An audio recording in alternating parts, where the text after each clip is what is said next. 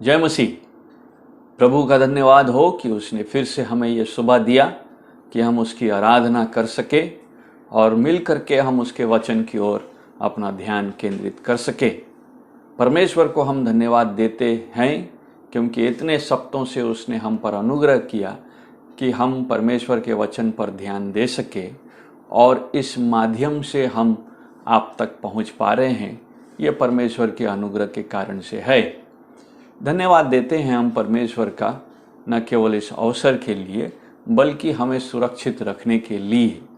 जबकि लॉकडाउन का समय बढ़ रहा है या चला आ रहा है और कई महीनों से हम अपने घर में हैं, परमेश्वर ने हमारे ऊपर दया किया कि इस माध्यम से हम एक दूसरे के संगति में हैं और अभी भी हमें ये स्वतंत्रता है कि हम डिजिटल माध्यम से परमेश्वर के वचन को बांट पा रहे हैं और परमेश्वर के वचन को फ्रीली सुन भी पा रहे हैं।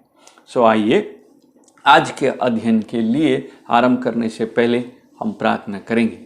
प्रभु जी, हम तुझे धन्यवाद देते हैं आज के सुबह के लिए। हम धन्यवादित हैं इस समय के लिए जो तेरी ओर से हमें मिला है। हे प्रभु, कई बार हम अपनी परिस्थितियों को नहीं समझ पाते हैं, समस्याओं को समझ नहीं पाते हैं, परंतु तू हमारा परमेश्वर है और हमसे बड़ा है और हमारे जीवन पर नियंत्रण रखता है और हमें संचालित करता है। इसीलिए हम तुझे धन्यवाद देते हैं। आज प्रार्थना करते हैं जब हम तेरी वचन की ओर जाते हैं, जब हम उसको सुनते हैं, हम पर अनुग्रह कर कि तेरे वचन से हम तेरे बारे में, तुझ परमेश्वर को, तुझ जीवित परमेश्वर को हम और अधिक नज़दीकी से समझ पाएँ और जान पाएँ। सारी आदर और महिमा तुझको देते हैं और प्रभु यीशु मसीह के नाम से मांगते हैं, आमीन। एलिजाबेथ एलियट जो जिम एलियट की पत्नी थी, सुसमाचार प्रचार करते समय एक मिशन कॉन्फ्रेंस में अपने बारे में, एक घटना के बारे में बता रही थी। वो बता रही थी कि जब वह इंग्लैंड में थी तब वह एक चरवाहे को देख रही थी कि कैसे वो अपने भेड़ों को इकट्ठित एक जगह करता है और फिर भेड़ों को एक पानी और दवा मिला हुआ टैंक में डुबाता है। और जब भेड़ों को उस टैंक में डुबाया जाता है, भेड़ छटपटा करके बाहर निकलने की चेष्टा करती है और तब चरवाहा उसको वापस उसमें ढकेलता है और उसका उद्देश्य यह है कि उस पानी से नहाने से भेड़ को किसी प्रकार का बीमारी ना हो। सो एलिजाबेथ एलियट जो वहाँ पर खड़ी है उससे पूछती है कि इन भेड़ों को पता भी है कि उनके साथ क्या हो रहा है? तो चरवाहे ने कहा, इनको जरा सा भी इल्म नहीं है कि इनके साथ क्या हो रहा है। बाद में एलिजाबेथ एलियट अपने पुस्तक में लिखती है कि कई बार उसे भी ऐसा ही लगता था जब स्वर्गीय चरवाहा उसको ऐसे अनुभवों से लेके जाता है जिसके बारे में उसको जरा सा भी समझ नहीं है। हमारे जीवनों में भी हम भी ऐसे परिस्थितियों से होकर के गुजरते हैं जब हम सोचते हैं कि ये परिस्थितियां हमारे जीवन में क्यों हो रही है या इसका उद्देश्य क्या है और इससे मुझे क्या लाभ होगा। परमेश्वर के वचन में हम ऐसे लोगों के बारे में पढ़ सकते हैं जो ऐसे अनुभवों से होकर के गुजरते हैं और उनके प्रतिक्रिया से हम सीख सकते हैं कि हमारे जीवन में जब ऐसे अनुभव आते हैं, जब हमको लगता है कि हम एक कोने में ठेल दिए गए हैं, हम एक टाइट स्पॉट में हैं, तो हमारा किस प्रकार का जवाब होगा या होना चाहिए, किस प्रकार का हमारा प्रतिक्रिया रिएक्शन होना चाहिए।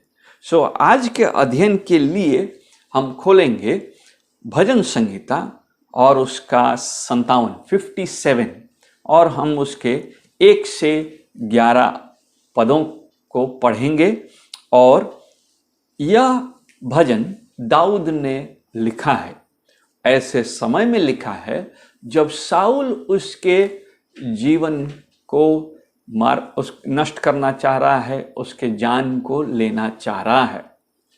और दाऊद ने अपने आप को अपने दुश्मनों से घिरा हुआ पाया है और ऐसे समय में वह इस भजन को लिख रहा है।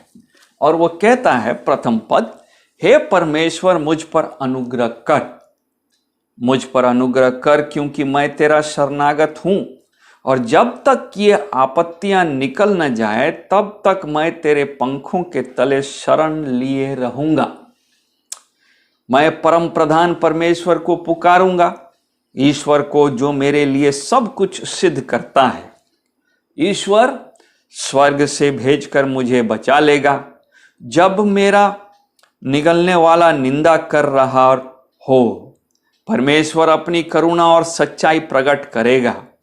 मेरा प्राण सिंहों के बीच में है, मुझे जलते हुओं के बीच में लेटना पड़ता है, अर्थात ऐसे मनुष्यों के बीच में जिनके दांत बर्छी के और तीर हैं और जिनके जीभ तेज तलवार हैं। हे परमेश्वर, तू स्वर्ग के ऊपर अति महान और तेजोमय है, तेरी महिमा सारी पृथ्वी के ऊपर फैल जाए। उन्होंने मेरे पैरों के लिए जाल लगाया है, मेरा प्राण ढला जाता है।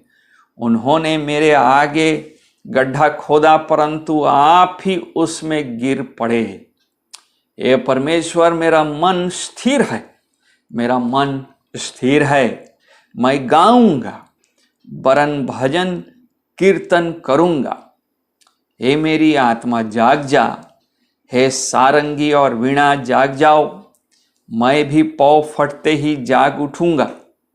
हे प्रभु, मैं देश के लोगों के बीच तेरा धन्यवाद करूंगा, मैं राज्य राज्य के लोगों के बीच में तेरा भजन गाऊंगा, क्योंकि तेरी करुणा स्वर्ग तक बड़ी है और तेरी सच्चाई आकाश मंडल तक पहुंचती है। हे परमेश्वर, तू स्वर्ग के ऊपर अति महान है, तेरी महिमा सारी पृथ्वी के ऊपर फैल जाए। परमेश्वर अपने वचन के पढ़े जाने पर आशीष दे। जब हम इस भजन को ध्यान देते हैं तो भजन के ऊपर में एक इंट्रोडक्शन लिखा गया है कि यह भजन दाऊद के द्वारा लिखा गया है, और यह वहाँ इब्रानी में एक शब्द है जिसका अर्थ है कि मुझे मिटा न देना। संभवतः ये उन भजनों में से है जहाँ पर दाऊद ने अपने दुखों को प्रकट किया है और कि परमेश्वर उसको अपने आँखों से ओझल ना कर दे और उसको अपने आँखों से मिटा ना दे। और इस भजन में इसी विषय को लेकर के भजन अपने 11 पदों को लिखता है। जब हम इन पदों को पढ़ते हैं या उस पर ध्यान देते हैं तो उसके वास्तव में यह भजन 3 भागों में बांटा गया है। पहला भाग में दाऊद अपने बारे में बताता है कि वह परमेश्वर से कैसे विनती कर रहा है। फिर दूसरे भाग में 2 और 3 पद में जो है वहां वो हमको दिखाता है कि परमेश्वर से कैसे बातें करना चाहिए, मानो कि वो हमको सिखाना चाहता है। और आगे कि परमेश्वर कैसा दयावंत है। तो इन भागों को हम थोड़ी देर इस समय ध्यान देंगे। और निश्चय हम जानते हैं कि यह भजन का पृष्ठभूमि पहला शमूएल में है, जब शाऊल उसको ढूंढ रहा है, उसके जान के लिए उसको मारना चाह रहा है। निश्चय परमेश्वर ने दाऊद को अभिषिक्त किया था राजा बनने के लिए, और समय होने पर, सही समय पर वह इस्राएल का राजा बनता। परंतु शाऊल दाऊद को राजा बनने देना नहीं चाह रहा है। उसके मन में पाप आया है, शैतान उसमें प्रवेश किया है और जिसके कारण से वह अब उसका जान का खोजी हो गया है। ऐसे समय में दाऊद अब भागा भागा घूम रहा है। उसके साथ लगभग 500 लोगों की सेना भी है, लेकिन शाऊल के तुलना में वह एक बहुत छोटी सी संख्या है और वह एक गुफा में है। गुफा में छुप कर बैठा है।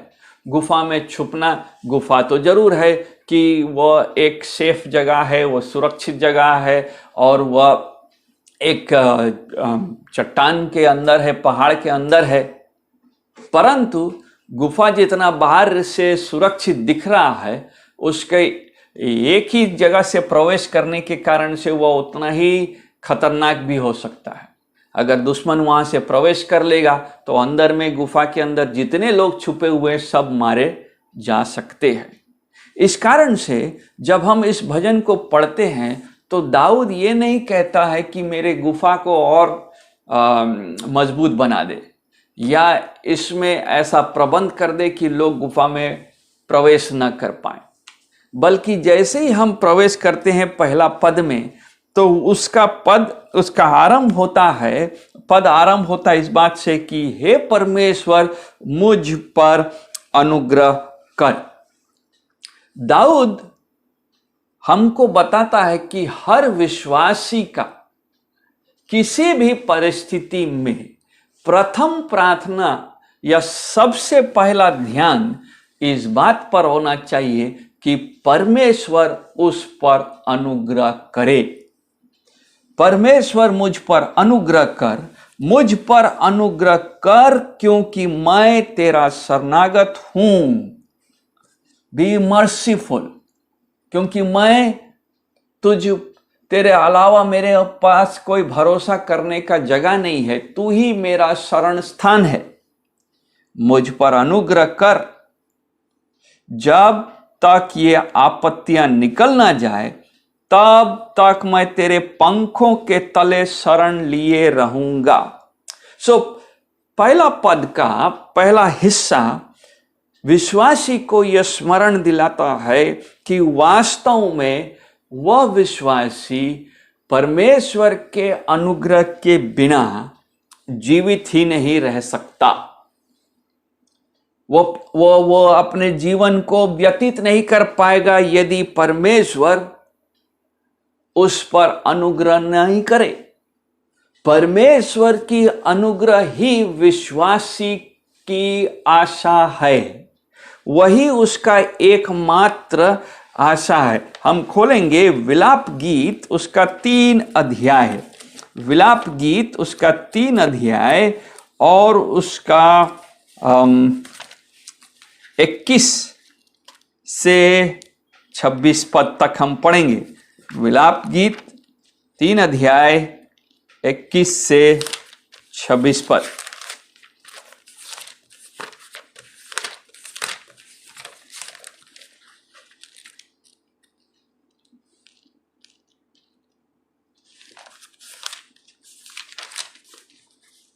लिखा है, परंतु मैं यह स्मरण करता हूं, इसलिए मुझे आशा है, हम मिट नहीं गए। यह यहोवा की महाकरुणा का फल है, क्योंकि उसकी दया अमर है। प्रति भोर वो नई होती रहती है, तेरी सच्चाई महान है।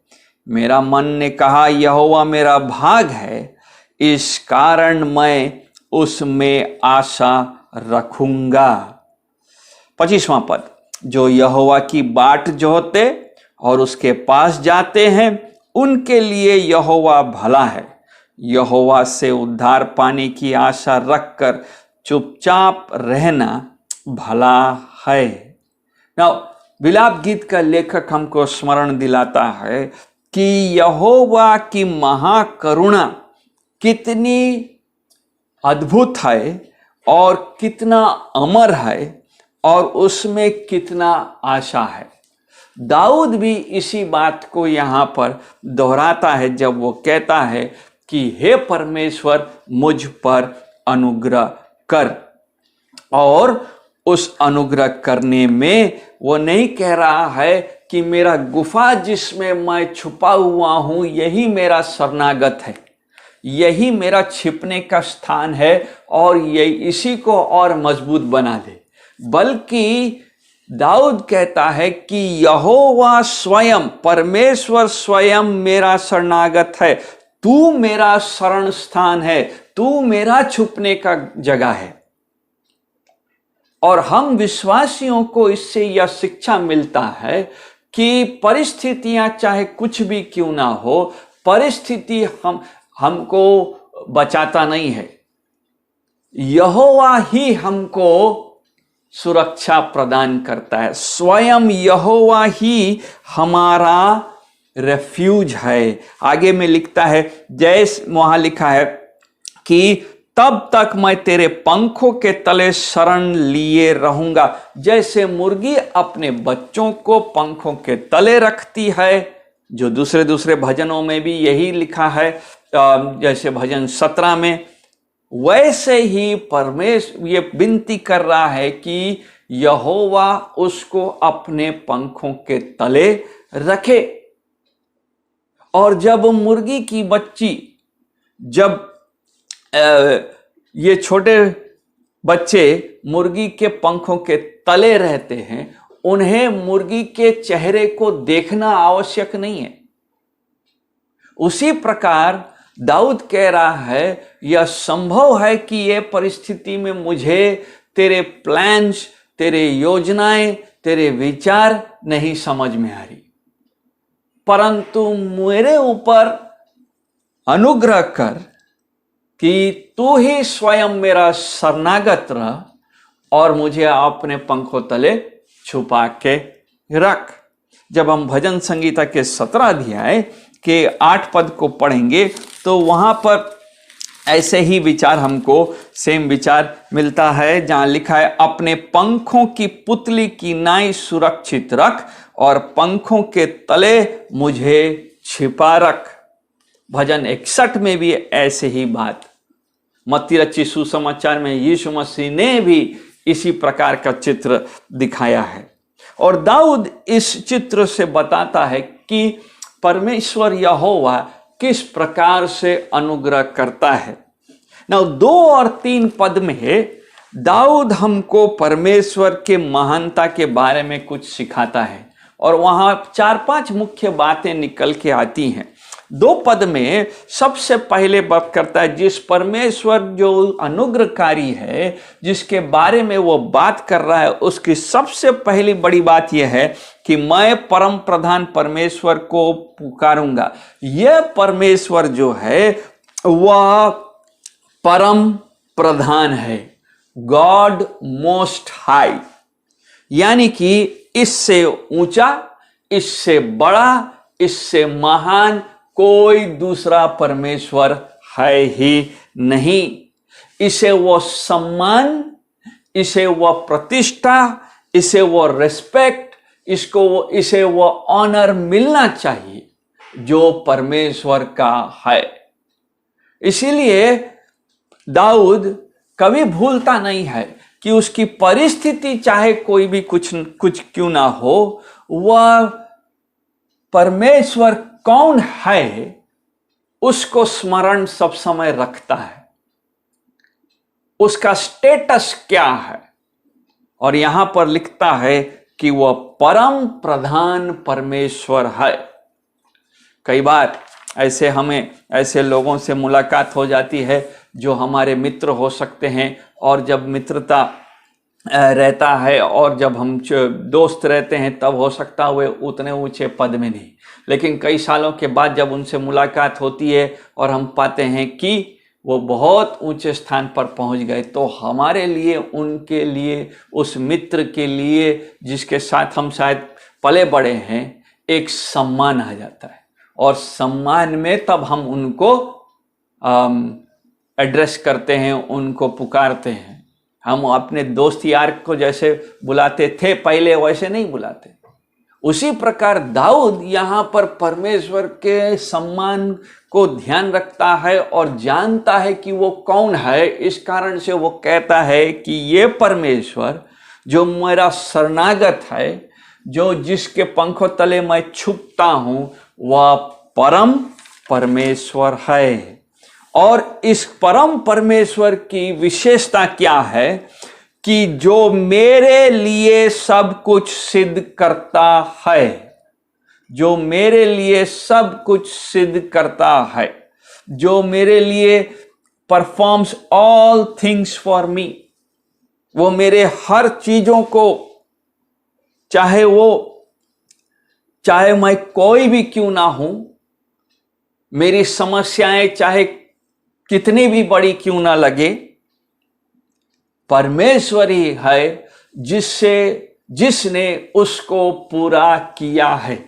नाउ दाऊद की परिस्थिति में दाऊद ये नहीं कह रहा है कि मैं अपनी समस्या को अपने से सॉल्व कर लूंगा। शाऊल मेरे पीछे है, मेरे साथ 500 लोग हैं, मैं अभी गुफा में छुपा हुआ हूं और थोड़ी देर में मैं निकल करके शाऊल के पीछे जाकर के सही समय पर उस पर आक्रमण करूंगा। बल्कि जब हम पहला सामुएल पढ़ना आरंभ करते हैं, हम देखते हैं कि दाऊद को मौका मिला था कि वो शाऊल के जान को ले सके, परंतु उसने कहा कि मैं परमेश्वर के चुने हुए पर हाथ नहीं उठाऊंगा। क्यों? क्योंकि आरंभ से ही दाऊद ने अपने समस्या को, अपनी परिस्थिति को, अपने प्रॉब्लम को परमेश्वर के हाथ में सौंपा है और उसी के सामने रखा है। और यहां पर इस कारण से वो कहता है, इस जानकारी के साथ कहता है कि क्योंकि परमेश्वर परम प्रधान परमेश्वर है, वह दूसरा लाइन कहता है वो कैसा है, वह उसके सब कुछ को एकम्प्लिश, सब कुछ को सिद्ध और पूरा करता है। फिलिपियों की पत्री के 1 अध्याय के 6 पद में पौलुस कहता है कि और मुझे इस बात का भरोसा है कि जिसने तुम में अच्छा काम आरंभ किया है, अर्थात परमेश्वर ने, वो क्या करेगा? वही उसे यीशु मसीह के दिन तक पूरा करेगा। जिस काम को यहोवा आरंभ करता है उस काम को यहोवा अंजाम भी देता है, और ये केवल विश्वासियों के लिए होता है। जब विश्वासी अनुग्रह में, परमेश्वर के अनुग्रह पर टिकते हैं, उसी पर लंगर लगाए रखते हैं, उसी पर खड़ा होते हैं, तो यह विश्वासी इस बात के साथ खड़ा होता है, इस बात के साथ दृढ़ रहता है कि परमेश्वर परम प्रधान है, और दूसरा कि परमेश्वर सब कुछ सिद्ध करता है। तीसरा पद हमको बताता है कि यह परमेश्वर कैसा है। ईश्वर स्वर्ग से भेजकर मुझे बचा लेगा, मेरा निगलने वाला निंदा कर रहा हो। चाहे परिस्थिति कुछ भी क्यों ना हो, परमेश्वर अपने लोगों को अपने सिद्ध इच्छा के अनुसार छुड़ाने का सामर्थ्य रखता है। जैसे मां अपने बच्चे से कभी अलग नहीं होती, वो किसी भी तरह से छोटे बच्चे को अपने पास रखने की चेष्टा करती है, उसी तरह परमेश्वर अपने बच्चों से कभी दूर नहीं रहता। निश्चय दूसरा पद कहा है कि वह परम प्रधान परमेश्वर है, वह दैविक परमेश्वर है, अति पवित्र परमेश्वर है, परंतु वह ऐसा परमेश्वर नहीं है जो हमसे दूर है। कई बार मसीहों का ठट्ठा किया जाता है कि वे अपने परमेश्वर को नजदीक समझते हैं बिना देखे, और सोचते हैं कि उसके अंदर में वास करता है। दुनिया हंसती है हम पर, परंतु जो उसके अनुग्रह को पहचाने हैं, जिन्होंने उद्धार पाया है, वे जानते हैं कि परमेश्वर उनसे दूर नहीं है। और दाऊद भी ये जानता है, इस भरोसे के साथ जी रहा है। उसकी जीवित आशा यही है कि वह स्वर्ग में से भेज करके उसको बचाने का सामर्थ्य रखता है। परमेश्वर अत्यंत पवित्र और परम प्रधान होने के बावजूद भी अपने लोगों की बातों को सुनता है और उनके समस्याओं का हल देता है। और यही बात दाऊद भी हमको सिखाता है। आगे के चौथे में पद में हम देखते हैं कि बल्कि तीसरे पद के दूसरे हिस्से में देखते हैं कि वो कैसे न्याय करने के लिए भी तत्पर है। परमेश्वर उनका न्याय करेगा और साथ में हमारे अपने लोगों के बीच में अपने विश्वास योग्यता को प्रकट करेगा। तीसरा पद का आखिरी लाइन बताता है, परमेश्वर अपनी करुणा और सच्चाई प्रकट करेगा। यह बहुत धन्यवाद देने का विषय है। दाऊद हमको सिखा रहा है कि जब समस्या से वह घिरा हुआ है, शाऊल उसके पीछे है, उसका ध्यान उस मुसीबत पर नहीं है, बल्कि उसका ध्यान उस पर है जो उस मुसीबत का हल देता है। हमारा ध्यान कई बार समस्या पर ही केंद्रित रह जाता है। हम समस्याओं से ऊपर उठ नहीं पाते। कई बार हमको कहा जाता है कि अरे सकारात्मक सोचो, पॉजिटिव थिंकिंग से हमारा समस्या दूर हो जाएगा। नहीं, या अगर हम लकी हैं तो हमारा समस्या दूर हो जाएगा। दाऊद बोलता है या हमको बताता है कि हमारा समस्या परमेश्वर पर ध्यान देने से दूर होता है। ना दूर होने का माने कि वह आंख से ओझल नहीं हो जाएगा या मिटा नहीं देगा।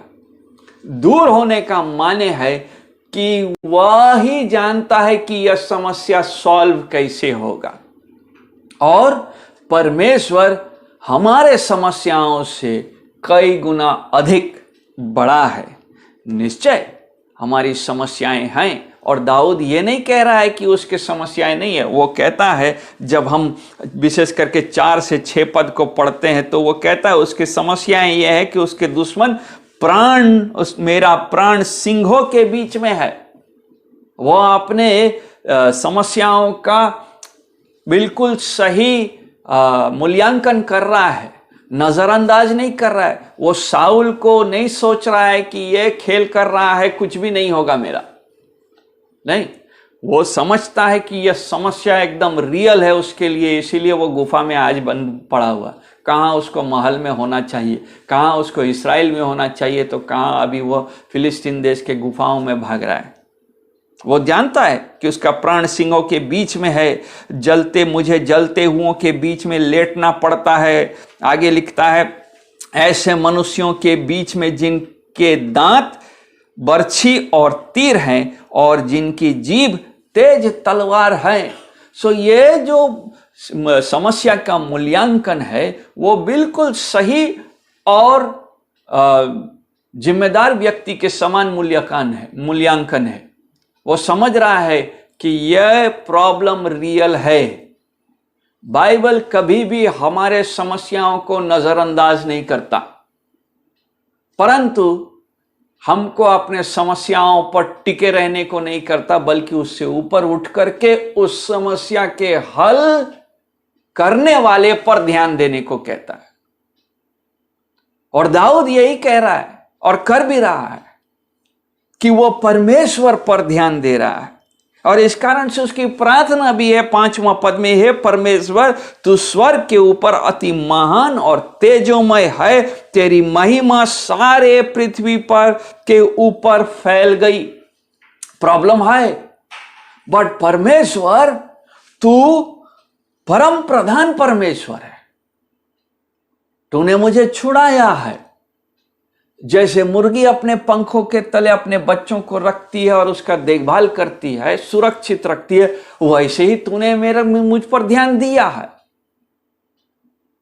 समस्या तो है, परंतु इस समस्या का हल परमेश्वर स्वयं है ना।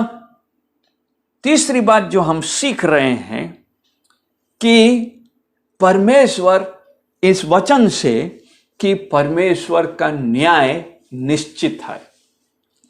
जब संसार में विश्वासी रहते हैं, कई प्रकार की परिस्थितियां उनके जीवन में आती है।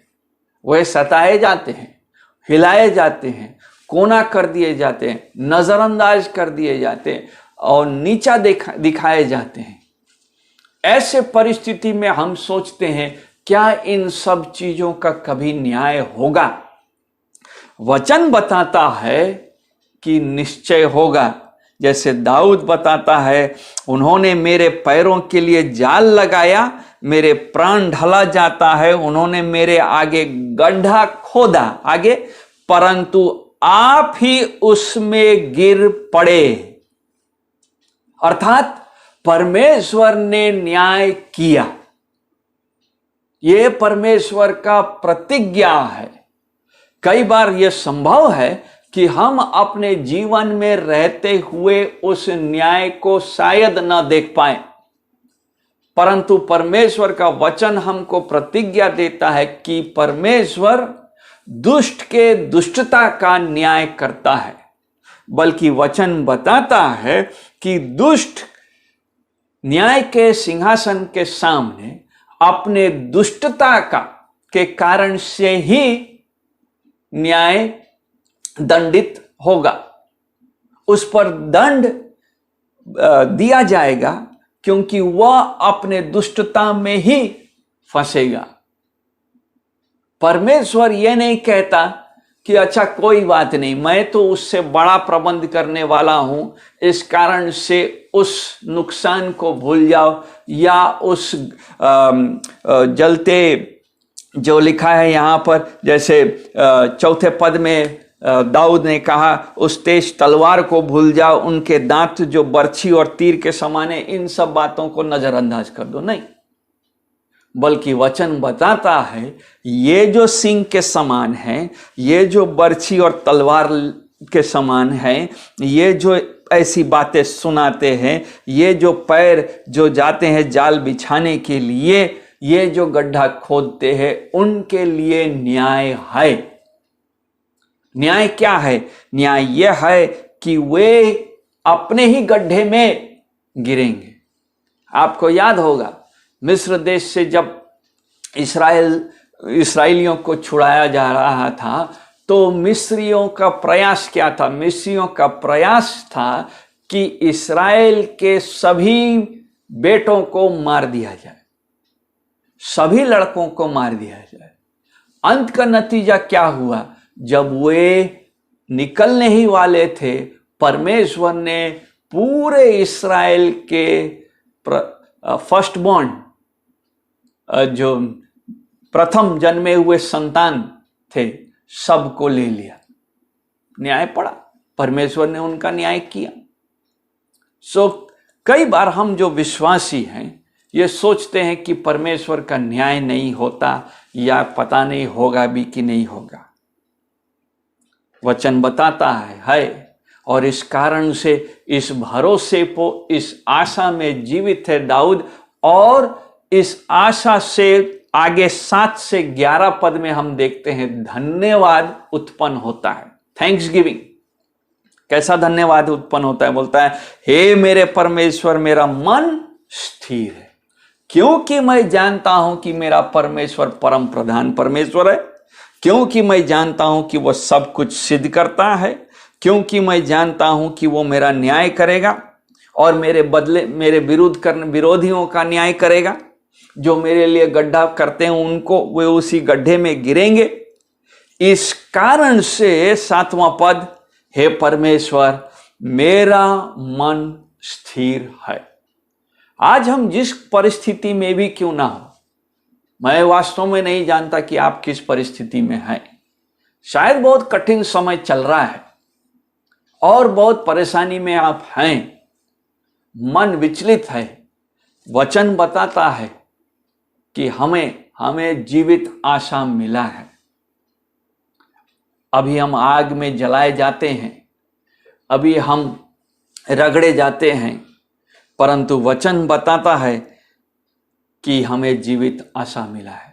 और जब हम इस जीवित आशा मिल चुका है, तो 7वां पद हमारा पद होना चाहिए, हे परमेश्वर मेरा मन स्थिर है। मैं अब डगमगाता नहीं हूं, मैं अब हड़बड़ाता नहीं हूं। क्यों? क्योंकि मैंने तेरे न्याय को महसूस कर लिया है। दाऊद ने अपने न्याय को देख लिया था, बल्कि जब वो लिख रहा है उस समय उसको न्याय नहीं मिला है, परंतु बाद में उसको न्याय मिला। परमेश्वर ने उसको साउल के हाथ से छुड़ाया, उसके दूसरे विरोधियों के हाथ से छुड़ाया, उसको आशीष दी। इस कारण से यहां वो 7वां पद लिखता है, मेरा मन स्थिर है। और स्थिरता ने उसके मन में प्रशंसा उत्पन्न किया है। मैं गाऊंगा वरन भजन कीर्तन करूंगा, थैंक्स गिविंग। क्यों? 8वां पद, मेरी आत्मा जाग जा, हे सारंगी और वीणा जाग जाओ, मैं भी पौ फटते ही जाग उठूंगा। 7 और 8 पद धन्यवाद का है, लेकिन परमेश्वर की छुड़ौती ने खाली उसको आराधना करना नहीं सिखाया, बल्कि उसके जीवन में मिशन दिया, एक योजना दिया। क्या है वो? 9वां पद, हे प्रभु मैं देश के लोगों के बीच तेरा धन्यवाद करूंगा।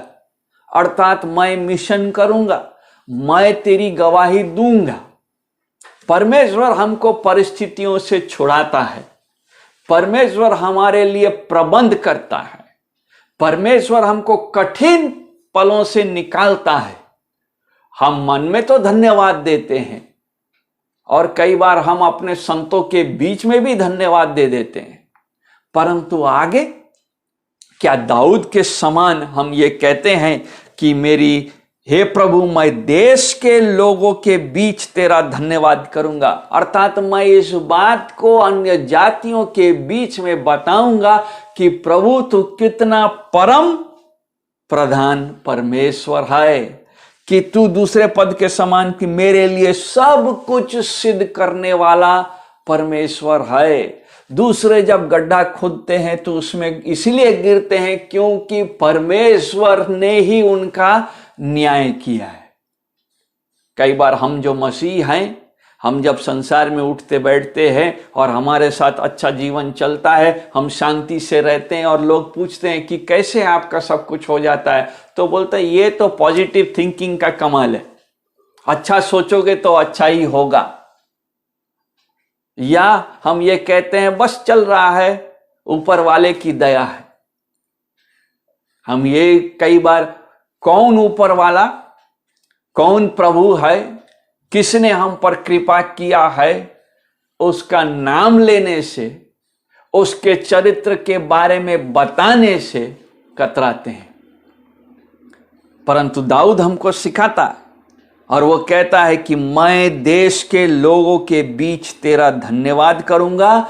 आगे 9वां पद का दूसरा हिस्सा, मैं राज्य राज्य के लोगों के बीच में तेरा भजन गाऊंगा, क्योंकि तेरी करुणा स्वर्ग तक बढ़ी है, तेरी सच्चाई आकाश मंडल तक पहुंची है, तू स्वर्ग के ऊपर अति महान है, महिमा सारी पृथ्वी की ऊपर फैल जाएगी। दाऊद यहोवा के महानता का वर्णन कर रहा है। कब? जब वह गुफा में है, जब साउल उसके जीवन का खोजी है, जब लोग उसको खोज रहे हैं मारने के लिए, इस्राएल की सेना राजा के साथ है, दाऊद के साथ केवल एक छोटा सा टुकड़ा है, तब वो कह रहा है कि तेरे न्याय के लिए, तेरे परम प्रधान होने के लिए, मेरे लिए सब कुछ करने के लिए मैं तेरा न केवल धन्यवाद दूंगा बल्कि गवाही भी दूंगा। हमारे जीवन के लिए क्या सच है? निश्चय अगर हम विश्वासी हैं तो हम ये गवाही दे सकते हैं कि प्रभु ने कई बार हमको परिस्थितियों में से निकाला है, कठिन परिस्थितियों में हमारा उपाय रहा है। वह परम प्रधान हमारे लिए रहा है परमेश्वर, जो हमारे सब कुछ को सिद्ध किया है, जिसने हमारे लिए सब उपाय किया है। परंतु अपने घर के कोने में धन्यवाद देने के अलावे क्या मैं अपने पास पड़ोसियों को बताया कि ये यहोवा का काम है जिसके कारण से हुआ है? क्या मेरा चरित्र, क्या मेरा दृष्टिकोण ऐसे परिस्थितियों में रहा है कि ये तो आराधना का विषय है, ये अनुभव धन्यवाद का केवल नहीं है बल्कि ये मिशन करने का विषय है कि ये लोगों को बताना चाहिए। विश्वासियों के जीवन में बहुत से प्रभावकारी कार्य होते हैं, वे कठिन पलों में रहते हैं, लेकिन जब निकलते भी हैं, उन्होंने अपने जीवन में न्याय को होते हुए देखा है, परंतु क्या वे धन्यवादी हुए?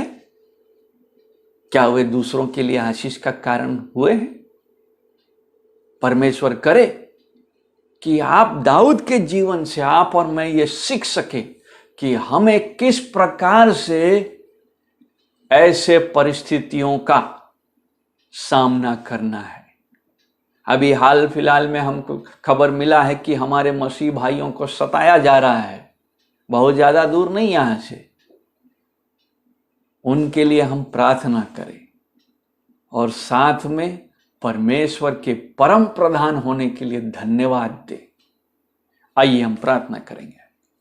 प्रभु जी, हम तुझे आज के सुबह के लिए धन्यवाद देते हैं।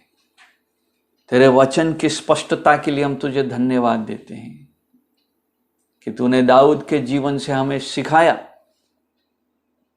कि जब दुश्मन उसके पीछे है, उसके जान लेने को तैयार है और वो मानो सिंहों के बीच में है, तो भी वो तुझे धन्यवाद देना नहीं छोड़ता। इस जानकारी के साथ कि तू एक न्यायी परमेश्वर है, कि तू परम प्रधान परमेश्वर है जो सब कुछ सिद्ध करता है।